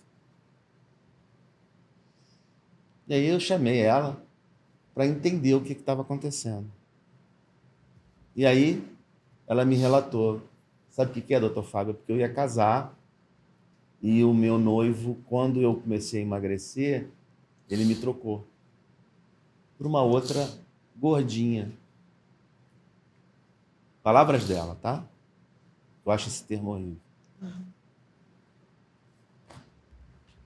E eu estou tentando reconquistá-lo, por isso que eu quero comer. Eu quero engordar de novo para reconquistá-lo. Olha só, ele trocou ela, que estava magra, linda, linda, ela era uma morena linda, 19 anos, linda, não precisaria nem fazer cirurgia plástica de tão bonita que estava. Ele trocou ela por uma outra menina com obesidade e terminou o noivado, não casou, e ela começou a boicotar a cirurgia dela para engordar, para ver se voltava. Olha só, assim, olha a questão aí. Né? Então, nem todo homem suporta ter uma mulher bonita do lado. E tem muito, ao contrário também, da mulher se permitir e se buscar e se querer após um divórcio, após um abandono. Tem isso também. Ela se vê quantos anos eu vivi apagada, quantos anos eu não existi para mim, quantos anos a minha vida foi assim e agora eu quero mudar. E muitas vezes a cirurgia bariátrica é o primeiro passo dela. Sim.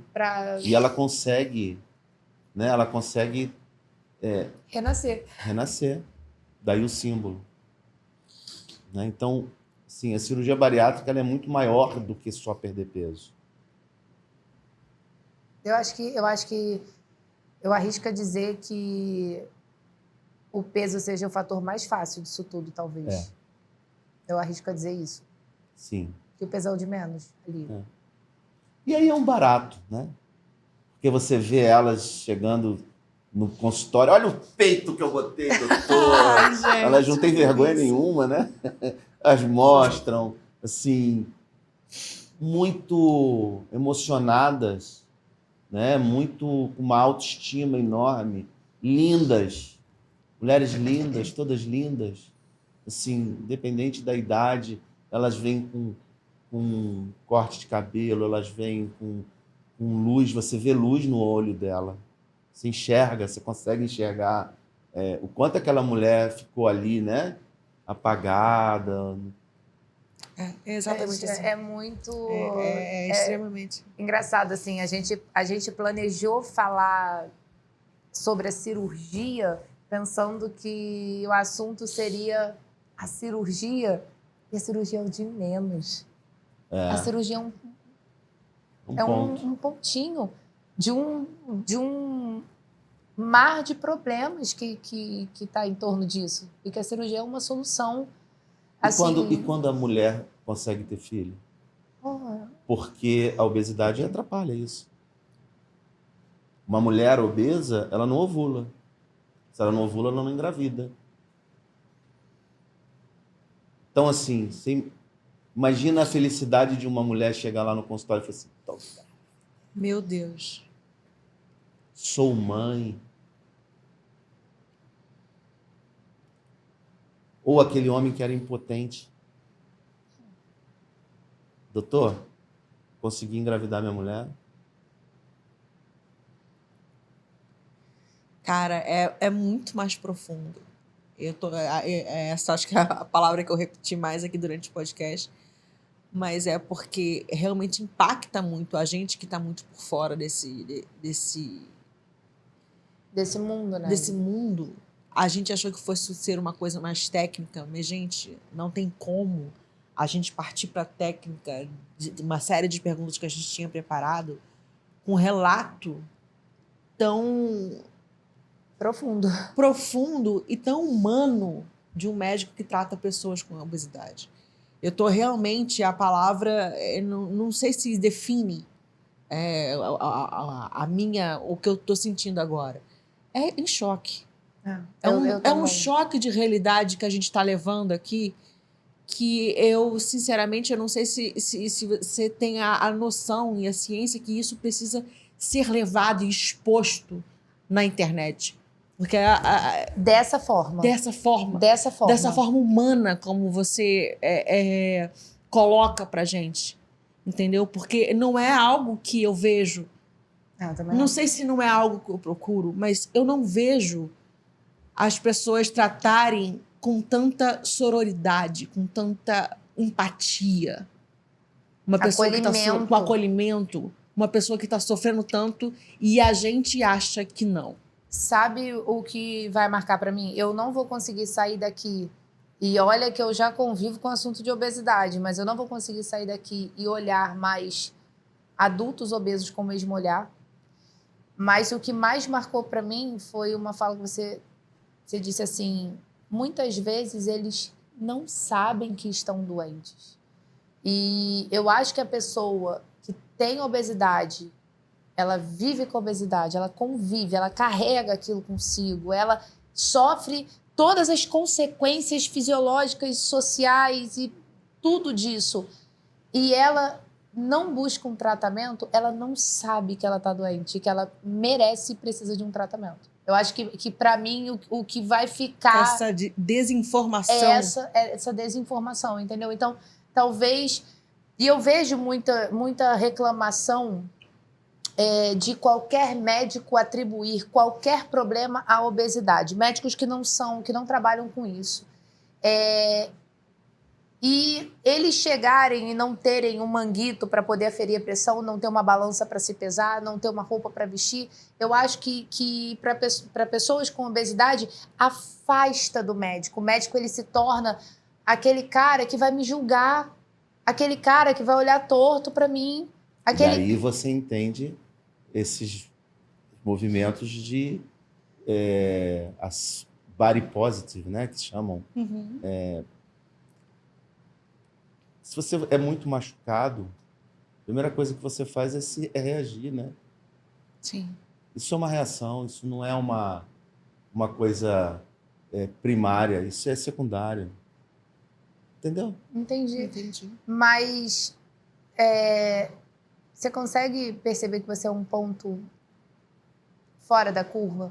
Assim, com a sua maneira de tratar, talvez no seu meio, entre os médicos que trabalham com você, que você convive, por também já ter sido um professor, publicado livro, talvez isso não seja tão nítido, mas assim, eu estou te falando com muita segurança, você é um ponto muito fora da curva, com essa humanidade, entendeu? Porque eu boto minha mão no fogo, que até médicos que trabalham com obesidade, nunca.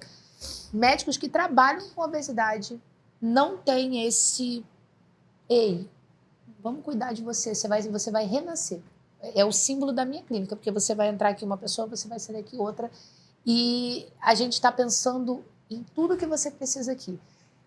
Então, assim, as pessoas elas precisam te conhecer. Eu não podia ter acertado mais. Eu não podia ter acertado mais, assim, eu não esperava, eu não imaginava que a conversa fosse para esse caminho, assim, eu não esperava, não. Eu queria deixar registrado, eu acho que a gente não vai conseguir finalizar esse podcast todo num dia só, e fazer um novo convite para você, para a gente finalizar essa conversa. Acho que todo mundo que está assistindo a gente vai querer assistir de novo, com a sua clareza das palavras, com a sua humanização nas suas palavras, porque eu estou extremamente agradecida por te ouvir. Sabe, extremamente agradecida por ela ter escolhido você como médico para falar sobre bariátrica. E agradecida por você como membro de uma sociedade, sabe? Porque eu nunca imaginei escutar, na verdade, como a gente brinca, né? Como a gente fica, eu nunca imaginei levar tanto tapa na cara como eu levei hoje. E com carinho. Isso que é mais importante, com carinho, assim. Porque a gente ouve até de outros médicos, porque é o que a gente tem feito aqui, e nem sempre é assim. Entende? Nem sempre é colocado dessa forma. Foi o que eu falei, eu nunca mais, isso aqui eu vou deixar registrado, eu vou levar para minha vida. Eu nunca mais vou olhar para uma pessoa com obesidade com os mesmos olhos. E olha que eu já tinha isso com as crianças, só que com as crianças a gente não tem aquele julgamento que a gente tem com os adultos, porque não é uma escolha da criança. Entendeu? É aquilo que a gente fala, não é a criança que vai no supermercado, que tem um poder econômico, escolhe o que ela vai botar dentro de casa, ela decide se ela vai fazer exercício ou não, não é criança. Então, eu acho que o preconceito e todas essas questões sociais com a criança, ainda que exista preconceito, é meio que entre as crianças. É difícil um adulto julgar assim de cima uma criança, o que não acontece com um adulto com obesidade. Que somos adultos com adultos. Então, meu irmão, tu tá errado, tu tá desleixado, você é preguiçoso. Não é assim, entendeu? Então, eu te agradeço imensamente, de verdade. Assim, de verdade, foi transformador para mim. Foi transformador. Então, assim, foi transformador. E vou aproveitar, então, para falar que esse vai ter que ser a inauguração, vai ter que ser com esse episódio. Vai ter que ser com esse episódio. A gente já gravou alguns, mas vai ter que ser com o seu. Então, esse oficialmente... Acho que é o nosso primeiro episódio. É esse, não tá decidido. Não tá decidido, porque é realmente algo incrível. E eu já recomendo a vocês que haverá a parte 2. A gente vai marcar aqui com o Dr. Fábio. 2 e 3. Ou mais. Porque temos a esposa do Dr. Fábio, que ela trabalha com a parte muito importante, que é o pós-operatório. Então, a gente vai guardar informações que ela vai vir aqui também conversar com a gente. Então, assim, vai ser quase uma série... de obesidade. Sobre obesidade. O que era da cirurgia, gente, não tem exatamente. como. E aí a gente vai entrar em mais detalhes sobre técnicas de cirurgia, sobre todas as perguntas que vocês fazem, tá? A gente tinha elaborado uma série de perguntas.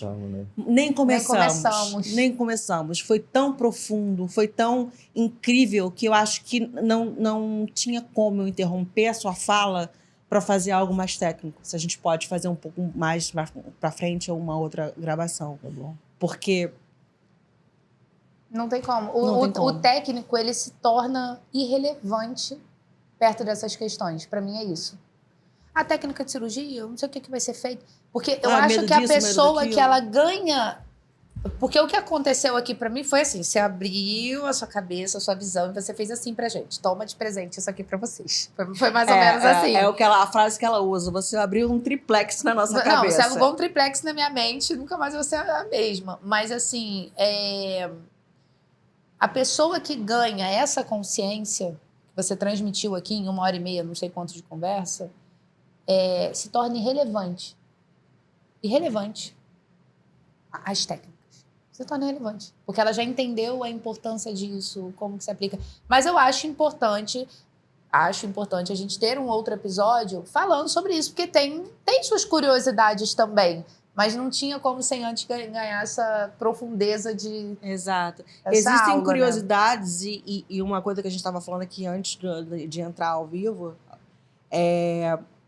existem essas curiosidades e a grande maioria das perguntas que quando eu passei com o Dr. Fábio, ele falou, são perguntas através do medo. Então, a gente está aqui, agora eu me comprometo junto com a Jéssica, né, no nosso podcast, sobre esse tema, que vão haver mais gravações, a tirar esse medo de vocês, né, junto com o Dr. Fábio, de novo agradecendo a presença dele aqui. Vamos finalizar com bate-bola? Vamos. Mas ele é cheio das historinhas. O bate-bola dele tinha que ser infinito. Não, mas a gente deixa o podcast aqui em horas, mas acho que fica muito, né, longo, extenso, e fica mais difícil para vocês assistirem na íntegra. Vai ser dificílimo isso para você. Mas é um bate-bola, enfim. Eu queria que você tentasse dar 3 dicas para uma pessoa que tem esse medo, para poder ele se desvencilhar desse medo e falar, olha, a cirurgia pode ser para você. Vem conversar, alguma coisa do tipo, entendeu? Você consegue resumir tudo em 3 passos. Sim, 3 passos. 3 dicas, 3 passos que a pessoa tem que sintetizar nisso daí. Uma pessoa com obesidade. Primeiro, não tenha preconceito de procurar um médico, de entender que precisa de tratamento. se desvencilhar do preconceito. Porque muita gente tem preconceito. Tem preconceito de achar que precisa de tratamento, tem preconceito com a própria obesidade. Então, o primeiro passo é isso, se desvencilhar do preconceito e entender que precisa de ajuda, de que obesidade é doença e não algo comportamental apenas. Segundo, acreditar na ciência. Acreditar que a ciência evoluiu, que pode acreditar que os números são realmente muito ajudam muito, né, o paciente obeso. E terceiro, assim, entender que uma vez feito o tratamento, ele não deve abandonar o tratamento.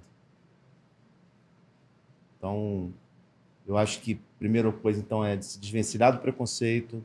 Segundo, acreditar na ciência, acreditar no médico, acreditar que o que está sendo feito por ele é o que tem de melhor. E terceiro, não abandonar o tratamento, porque ele é um doente crônico. Então, assim, a partir do momento que ele abandona o tratamento, a doença recrudesce, ou pode recrudescer. São as 3 coisas mais importantes que eu acho que Perfeito. tem que ficar aí de mensagem. Perfeito. Eu acho que um fato interessante sobre o corpo humano que a maioria das pessoas desconhece, eu acho que ele explicou durante o podcast inteiro. Eu acho totalmente irrelevante essa pergunta do nosso bate-bola. Mas E eu já sei que se a gente pedir a melhor história de consultório que ele tiver, vai ser difícil. Ih, tem muitas. Mas Então, teremos um episódio só sobre as histórias. teremos, gente, porque a gente Ele tá vai ser realmente... sócio do Médico Explica a partir de hoje. O médico que explica vai ser barra. Existe um momento pós-bariátrica ou pré-bariátrica, acho que você falou um pouquinho, mas eu vou falar, né, nessa nossa última pergunta aqui, que mais encanta o seu coração com a sua profissão, com a sua mudança de vida que você gera nas pessoas? O que mais te encanta quando você escuta, você fala, nossa... Aquele momento, um momento simples que seja no cotidiano, mas que te para e fala assim, É isso. é isso. Eu tô bem, eu tô no lugar certo que eu deveria estar. Porque eu tenho certeza que você tá no lugar certo que você deveria estar. Quando que você se sente assim? É quando o paciente chora no meu consultório, agradecido por poder ter liberdade de fazer o que ele quer. E ele vem agradecido, dizer assim, muito obrigado, assim, porque eu tenho um filho, eu consegui fazer isso, eu consegui trabalhar, eu consegui... Aí você fala assim, puta merda, acertei, né? Sou foda. Nossa, Não, As duas as chorando. duas aqui, por... assim, puta merda, assim, sabe? Aquele pequenininho que você fala pra dentro de você, assim, caraca, que legal, né? Assim, aquela pessoa que você viu com vontade de se matar, muitas vezes, se suicidar, renovar a vida dele, dizer que casou, que arrumou um emprego, que conseguiu atingir o sonho dele. Acho que isso daí é impagável. É impagável. Né? É impagável. Gente, com muita dor no coração que eu falo que a gente encerra esse podcast por aqui. Eu preciso falar uma coisa. Por favor. Eu chorar é aceitável. Ela chorar, ela não chora nunca. Assim, ela não chora nunca. Pode estar o evento do marido dela, todo mundo homenageando ele, a filha dela chorando, o marido dela chorando e ela assim, plena. Então... É porque foi muito disruptivo Foi. pra mim. Foi realmente muito disruptivo, porque algo que eu já julguei, algo que eu já passei por amigas e a gente julga sem saber, a gente julga errado. Então, desde já eu quero pedir desculpa se eu julguei alguém errado. porque eu não imaginava a pressão psicológica que uma pessoa dessa podia sofrer por ser algo tão distante de mim. Então, eu me emociono muito por algo que eu tenha feito sem saber, sabe? Enfim, eu não sou uma pessoa de muitos amigos, mas aqueles amigos que eu sei que precisavam de uma bariátrica, se um dia eu falhei, me desculpe, entendeu? Então, enfim. Gente, peraí, deixa eu me recompor, cara. Eu não vou conseguir encerrar, assim. É muito... Eu acho que é muito isso mesmo, assim, Se eu pudesse descrever o que você conseguiu fazer aqui, foi você pegar uma escuridão que essas pessoas vivem e você abrir uma janela e mostrar pra gente, falar assim, ó, é assim. É assim que eles se sentem, é assim que eles vivem. E olha como vocês não ajudam com toda essa falta de apoio, às vezes, em simplesmente você ter uma vaga de emprego, você tem uma pessoa com obesidade, você tem uma que não, você dali você já entende que aquela pessoa não é ideal simplesmente porque ela está acima do peso. Então, eu acho que você fez isso, sabe? Você abriu... Como você convive com eles, você domina muito bem isso. Então, você abriu, mostrou pra gente esse poço que merece claridade, merece ajuda, merece compaixão, merece informação. Enfim, eu espero que você volte mesmo. Vou voltar. A gente Eu vai espero. precisar. A gente vai precisar.